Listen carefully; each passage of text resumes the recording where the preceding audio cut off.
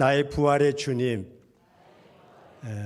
오늘 본문에 보면 한 사람 제자가 나옵니다.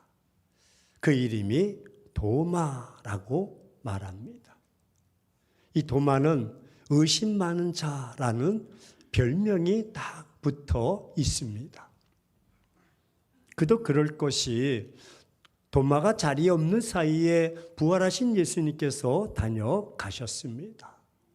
나중에 제자들이 야 도마야 너 없는 사이에 부활하신 예수님께서 다녀가셨다? 그런 말을 합니다. 이때 도마는 서운한 것이 아니었습니다. 우리 같으면 아유 그랬어. 아유 내가 그때 있어야 되는데 라고 하지 않습니까?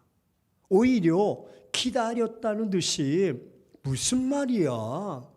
나는 그 옆구리 창자국에 내 손가락을 넣어보지 않고는 믿을 수 없다라고 단언합니다. 여러분, 그랬느냐? 아니야, 너희들이 잘못 본 거 아니야? 그분은 돌아가셨어. 왜 내가 없는 사이에 다녀가셨을까? 좀 아쉬워하는 듯이 해도 뜻이 다 전달이 됩니다. 하지만 내가 직접 창자국과 그 못자국에 내 이 손가락을 넣어 보지 않고는 믿을 수 없다라고 말합니다. 예, 의심은 있을 수 있습니다. 누구나. 더욱이 불신도 있을 수 있습니다. 더 나아가서는 반대할 수도 있고 이모저모 이유를 붙일 수도 있습니다. 그런데 성경을 보면 이 도마의 불신은 조금 지나친 것 같습니다. 왜 그렇습니까? 믿지 못하겠다고 말을 해도 될 것인데 이렇게 철두철미하게 도마는 부정하는 것이 무엇입니까? 그래서 도마라는 이름이 불신앙의 상징이 되어버리고 말았습니다. 어찌 보면 이름도 잘 지어야 됩니다. 우리 옆 사람에게 혹시 도시 아닙니까? 한번 도시 아닙니까? 도마는 괜찮은데 도종님 하면 또 안 됩니다. 이 원래 도마의 이름은 디드모였습니다. 근데 이 헬라어 디드모의 이름을 해석하면 이중적이라는 뜻을 가지고 있어요. 그래서 도마는 이중적 사람이었어요. 속과 겉이 달랐습니다. 나중에 8일이 지나서 또 예수님이 찾아오셔서 도마에게 내 손가락으로 이 창자국을 넣어보라라고 말을 합니다. 그리고 예수님은 도마에게 한마디 말씀합니다. 도마야, 믿음이 없는 자가 되지 말고 믿는 자가 되라. 그렇게 말합니다. 그 순간 도마는 얼마나 송구스럽고 부끄러웠겠습니까? 그때 도마가 그래서 이렇게 말합니다. 주님은 나의 주님이십니다. 그리고 나의 하나님이십니다. 라고 고백을 합니다. 그러니까 예수님께서 또 한마디 하십니다. 그래, 하지만 너는 나를 보고야 믿느냐?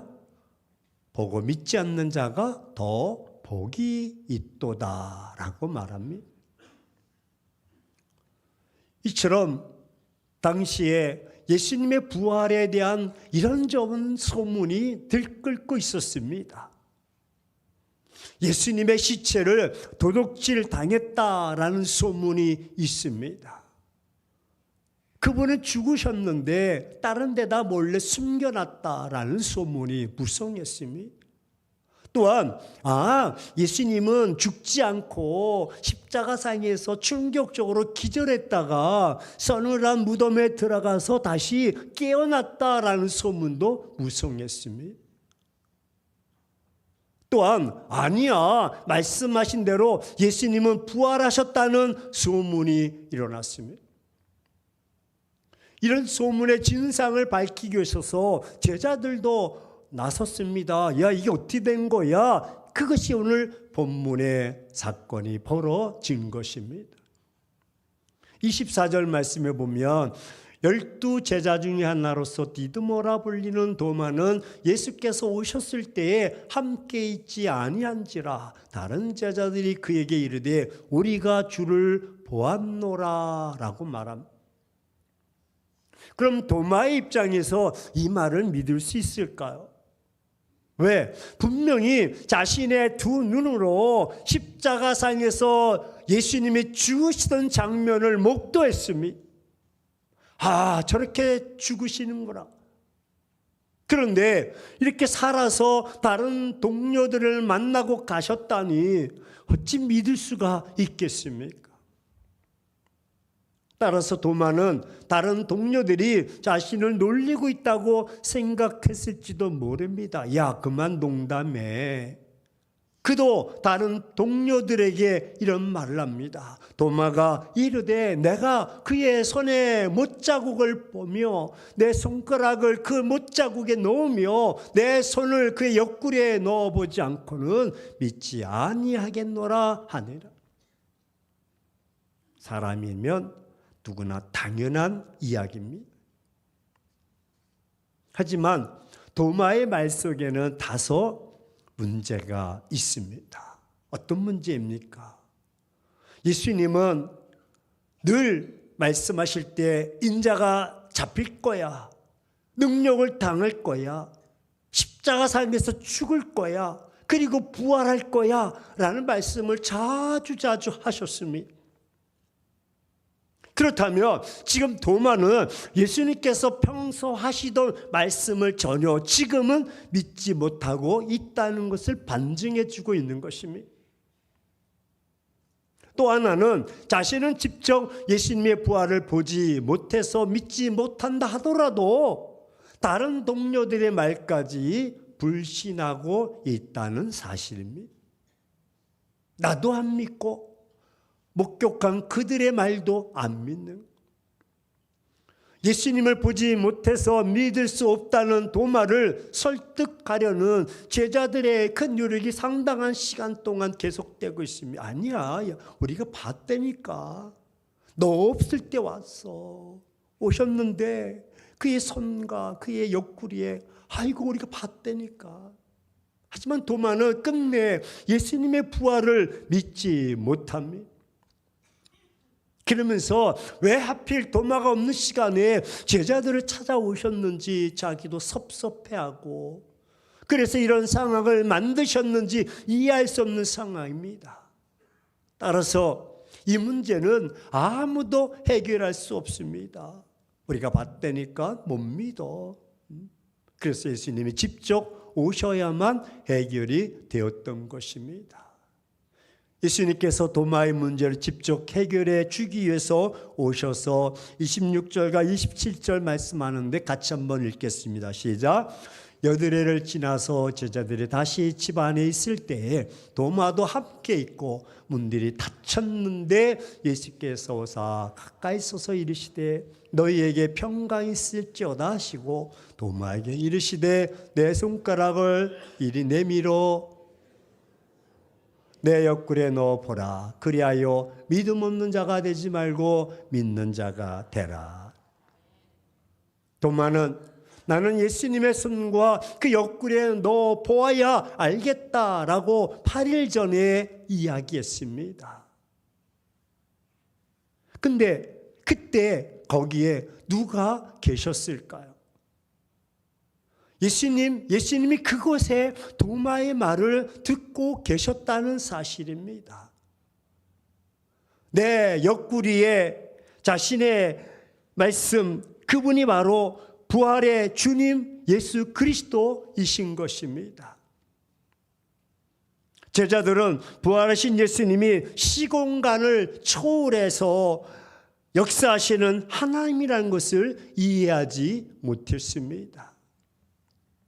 자신들이 문을 닫거나 다른 장소에 있을 때 자신들의 대화 속에 계시는 예수님으로 이해하지 못했던 것입니다.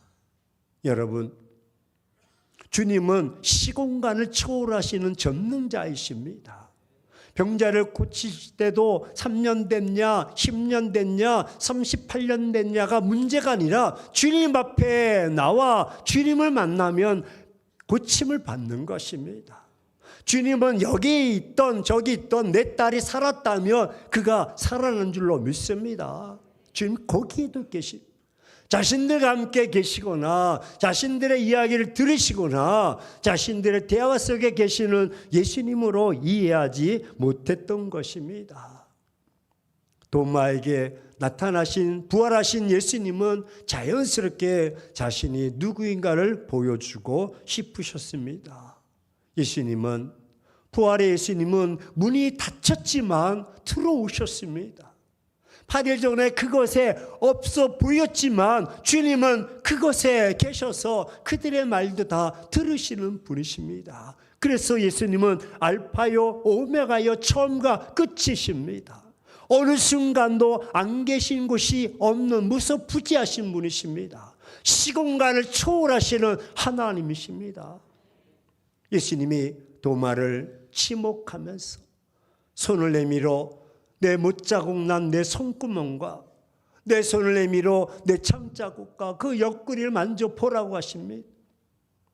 언제 어디서나 우리의 모든 모습과 목소리를 들으시는 예수님이십니다. 그래서 우리에게 믿음을 요구하십니다.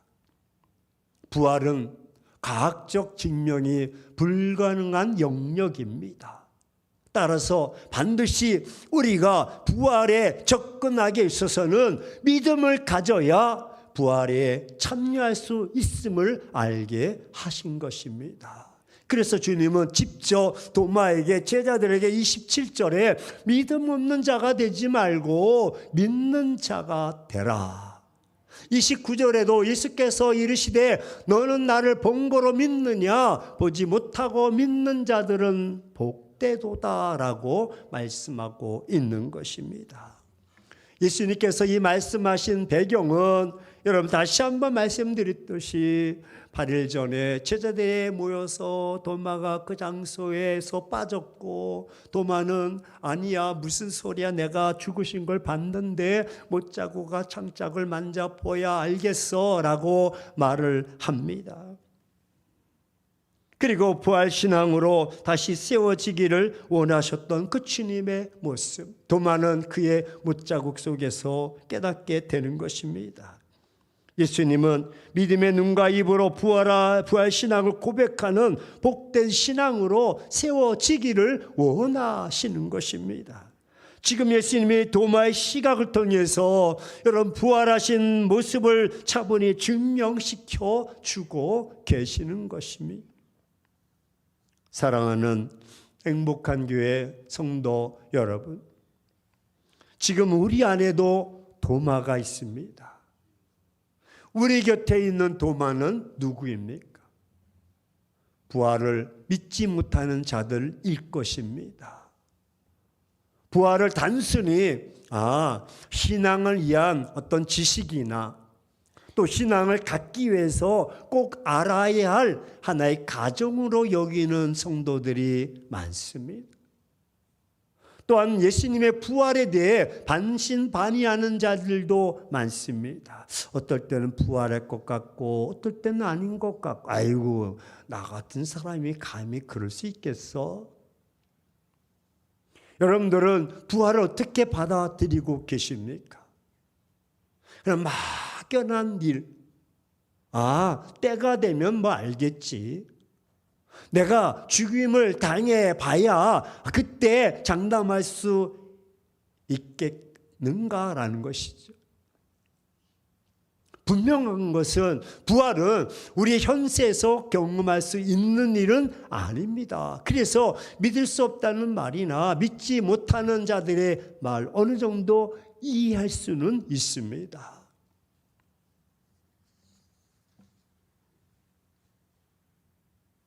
하지만 한 가지 질문을 드립니다.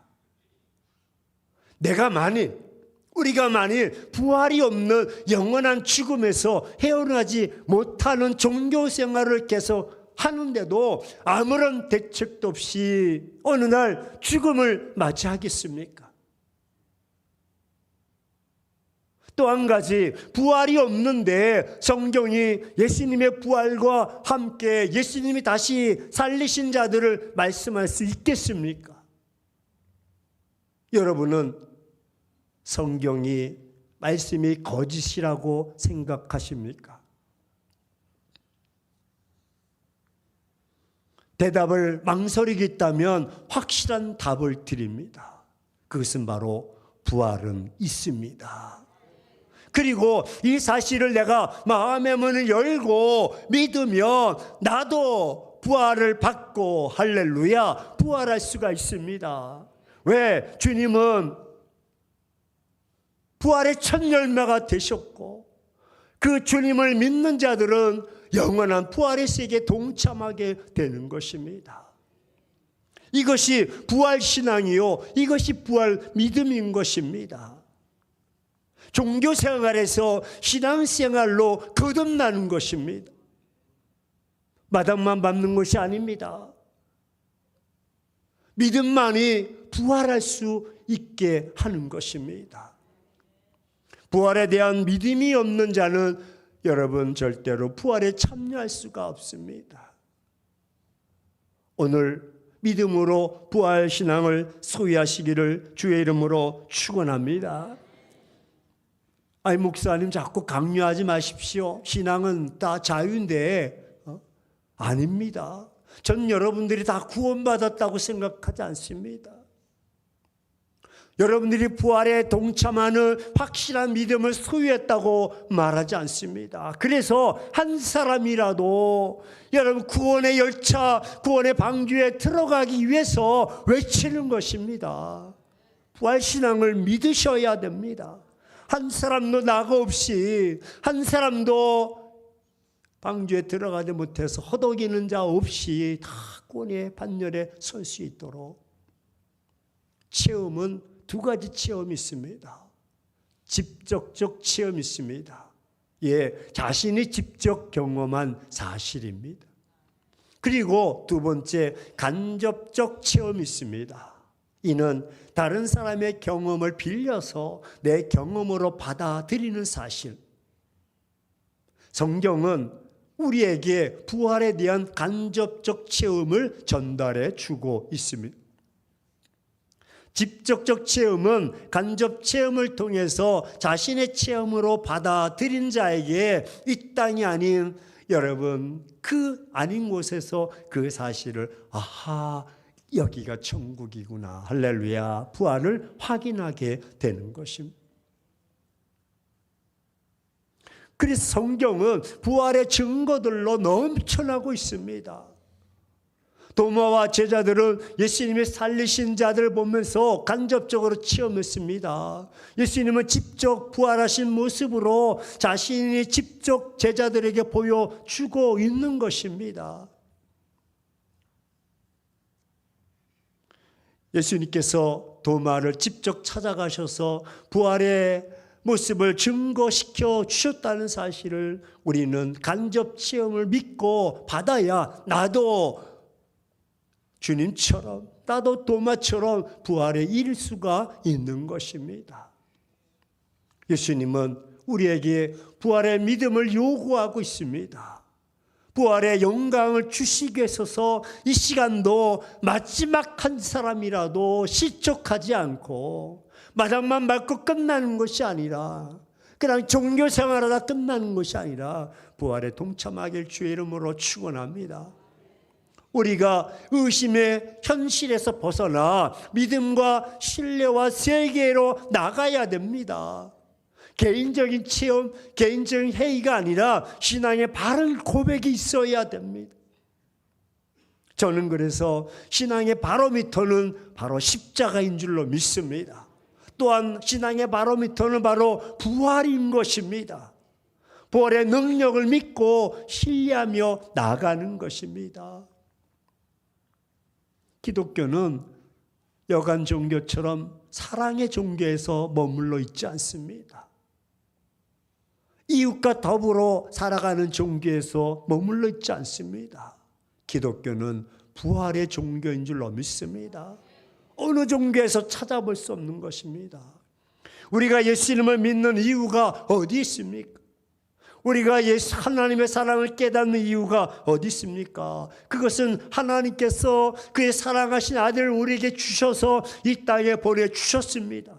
그리고 그를 죽은 자 가운데서 살리셨고, 그리고 그를 통해서 죽음아 너희 쏘는 것이 어디 있느냐, 죽음아 너희 아픈 것이 어디 있느냐 하시면서 그의 아들을 통해서 죽음을 이기신 것을 우리에게 보여주셨습니다. 그렇습니다. 부활이란 인생의 대역전을 경험하는 것입니다. 어떤 역전입니까? 판치는 거짓이 아니라 진리가 승리한다는 것입니다. 악이 아니라 선이 이긴다는 것입니다. 절망이 아니라 소망이 승리한다는 것입니다.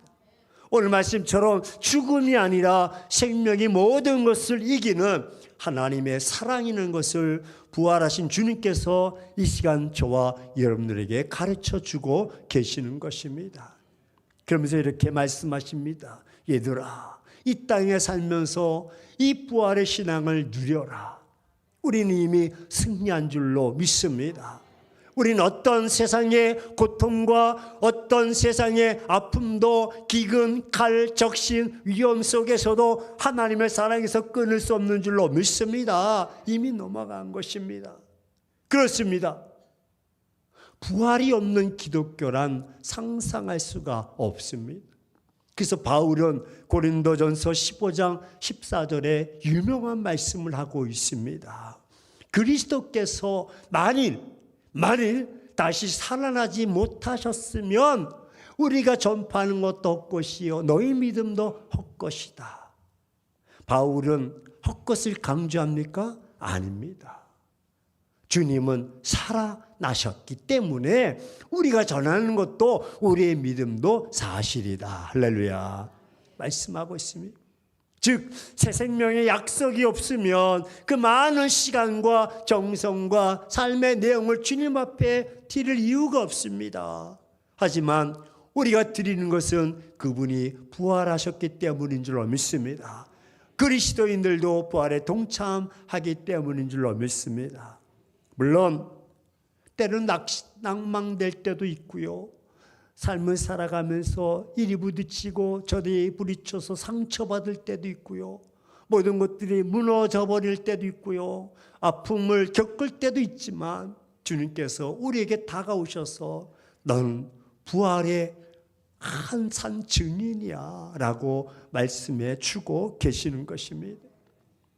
사랑하는 행복한 교회 성도 여러분, 부활신앙을 가진 사람은 그래서 어떤 신앙의 삶으로 살아갑니까?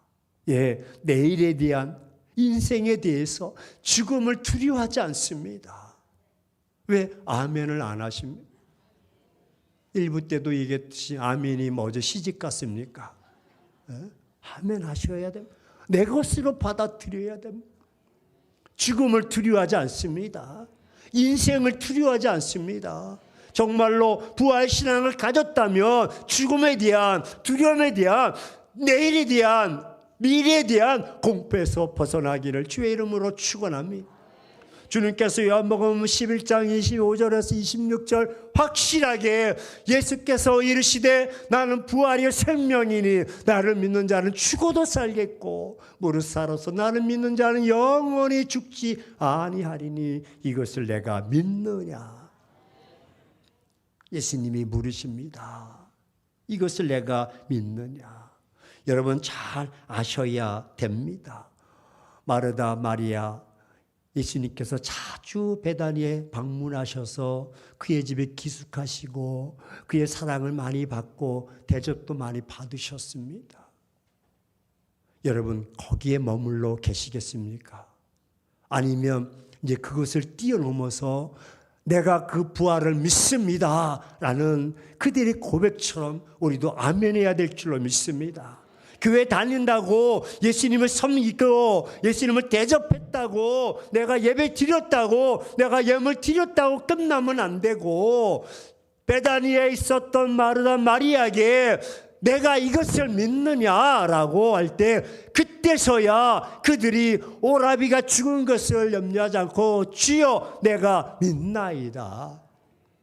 오늘 우리에게도 도마처럼 이런 분명한 고백 부활의 신앙을 가지고 날마다 믿음의 삶 두려워하지 않고 승리하는 삶을 살아가는 주의 백성 되기를 축원합니다.